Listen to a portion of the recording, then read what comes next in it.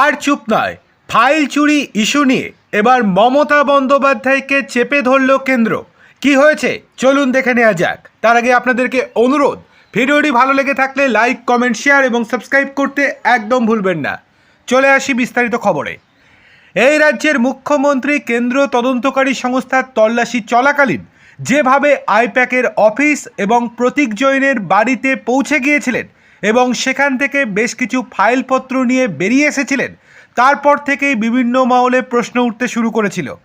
সকলের মধ্যে একটাই কৌতূহল যে মুখ্যমন্ত্রী যে সবুজ ফাইল বুকে আগলে রেখে বাইরে বেরিয়ে এসেছিলেন, সেই ফাইলের মধ্যে কি এমন রয়েছে, এমন কি গোপন তথ্য সেখানে রয়েছে যা মুখ্যমন্ত্রী তড়িঘড়ি সেখান থেকে নিয়ে বাইরে বেরিয়ে এলেন? তাহলে কি এখানে বড় কোনো রহস্য রয়েছে যা ফাঁস হয়ে গেলে তৃণমূলের অস্বস্তি বৃদ্ধি পেতে পারে? আর সেই কারণেই কি কেন্দ্রীয় এজেন্সির তল্লাশি চলাকালীন সেখান থেকে এই গুরুত্বপূর্ণ নথি নিয়ে বেরিয়ে গেলেন মুখ্যমন্ত্রী? ইতিমধ্যে গোটা বিষয়টি নিয়ে গতকাল সুপ্রিম কোর্টে সওয়াল পর্ব চলেছে।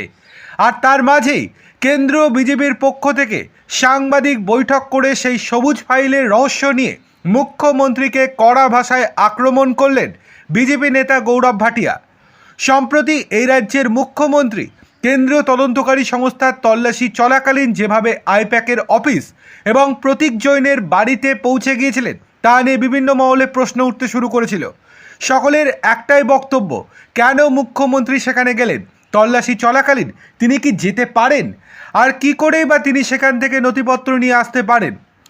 এই দিন সাংবাদিকদের মুখোমুখি হয়ে গৌরব ভাটিয়া প্রশ্ন করেন, ফাইল হাতে ধরে মমতা বন্দ্যোপাধ্যায় যেভাবে দাঁড়িয়ে আছেন, পুরো দেশ তথা পশ্চিমবঙ্গের মানুষ বলছে তুমি কি লুকোতে চাইছো, কিসের এত ভয়? এই ফাইল ইডির হাতে গেলে কোন রহস্যের উন্মোচন হতো? ফাইলে এমন কি ছিল যেটা ইডির হাতে গেলে কোনো রহস্যভেদ হতো? কেন এত ভয়ে ভীত আপনি? 22 বছর ওকালতি করে এমন ঘটনা দেখিনি।